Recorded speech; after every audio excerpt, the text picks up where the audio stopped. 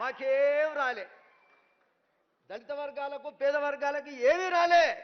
కానీ చైతన్యం వచ్చింది. ఆ చైతన్యాన్ని ముఖ్యంగా ముందుండి నడిపించినటువంటి నాయకుడే అందశ్రీ అని కూడా ఈ సందర్భంగా నేను తెలియజేస్తా ఉన్నా. నీకేం కావాలి?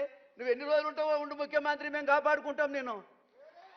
నువ్వు ఎన్ని రోజుల్లో ఉంటావో ఉండు, నేను 15 ఏళ్ళు కాదు. ఇవాళ కావాల్సింది మంచితనం కావాలి. నువ్వు పాడే మోసినావు, ఎవరైనా పాడే మోస్తే మోసిడొచ్చు. ముద్దాన్నావు, కొడుకు చేయాల్సిన పనులన్నీ కూడా నువ్వే చేసినావు. అరే అరే నువ్వేం మాది కూడా అనుకుంటాం, నువ్వేం మా నాయనం అనుకుంటాం. 59 కులాలు నీ వెంబడే ఉండేటట్టు చేస్తాం. నాకు నువ్వేమి ఇవ్వక్కర్లేదు, సమస్యల మీద మాట్లాడటానికి అవకాశం ఇస్తే చాలు. నీ వెంబడే నాకు 70 ఏళ్ళు వచ్చినాయి, షుగర్ బాగుంది, ఎప్పుడు పోతున్నా తెలియదు. అందశ్రీ గారు 64 ఏళ్ళకే పోయింది, నాకు 70 వచ్చినాయి. నేను 70 వచ్చిన నెల చూస్తుంటా, వీడు గట్టిగా నడుస్తుండా, నా పని అవుతుందా ఉంటుందా. మా హనుమంతన్నను చూస్తే అరే 20 ఏళ్ల కింద చూస్తే అట్లే ఉండి ఇప్పుడు అట్లే ఉన్నాయి. ఈయనతో పాటు పాదయాత్రలు కూడా చేసినట్టు మాలేరులో.